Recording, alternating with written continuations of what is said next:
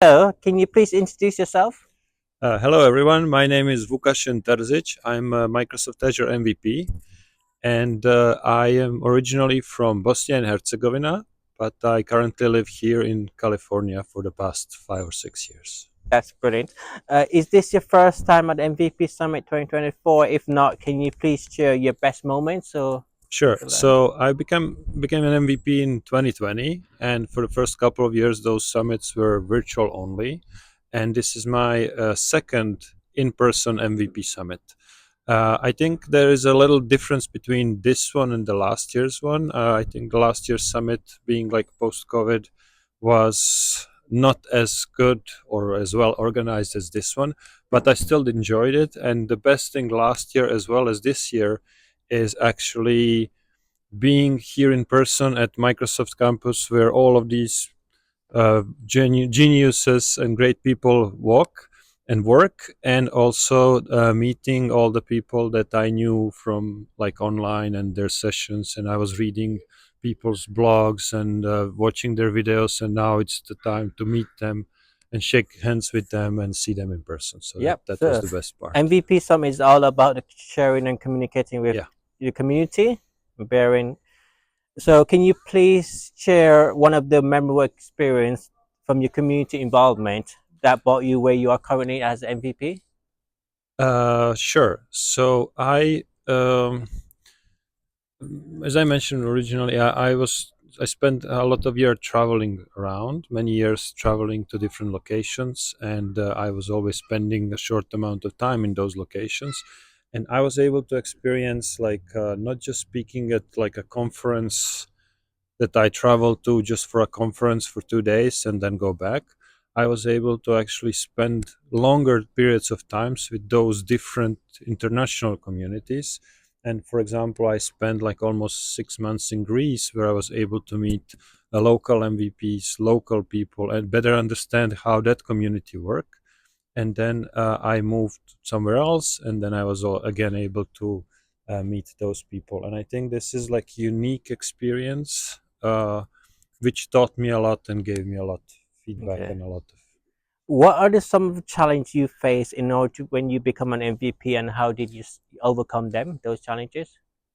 So on the way of becoming MVP, it's not something that I told to myself, look, I want to be an MVP. I had colleagues in my company who were already MVPs for many years. My colleague that you just met is MVP for like 18 or 19 years already. And it's the challenge for me was to say, okay, look, I'm doing some community work. I'm really trying to help the community. Now I have to go out more and be like show my face, speak at the events, and like produce more work. So that was challenging in the beginning because how to explain, it was not something that I was doing like during my work hours. It was eating my free time, and I believe every MVP experiences this. And it was challenging until the moment that I started to enjoy it. So at some, like, I remember there was like a break point when I said, okay, but I'm not doing this as a job. I'm really, really doing this to help the community, to give something back. And then I started to enjoy it more, and then everything was smooth and easy. Yeah. Yeah, it's all about helping people and just having fun at the same time. So, Exactly, yeah. as this week MVP Summit is all about AI, Copilot. What do you think the future of Microsoft with AI is going to be, in your opinion? Just Right. So it's this is a hot topic for like past year or so, or like AI in general is like since 2019.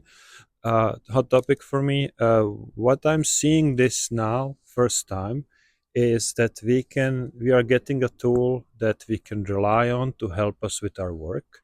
It's not something that we just use for fun or to experiment. We are past that wow moment when everyone was surprised by capabilities, and now we have these like really useful tools that when I, for example, open the tool that I use every day, let's say Azure Portal, I have a Copilot which is integrated there, which I'm able to ask things to do things for me or to give me information. As like, let's say I have a secretary next to me and I ask her to find out something, and this is how I feel it is now. So it's not a pilot, it's still a co-pilot tool that enables me to do more. And about the future, well, I hope that there will not be, we will not live in a future where the tool replaces us, replace our jobs. But instead, I would like to see those tools to help us do our jobs better and more efficient. Okay. Thank you for coming on this episode, Vukasin. Thank you for Bye. having me, Nick.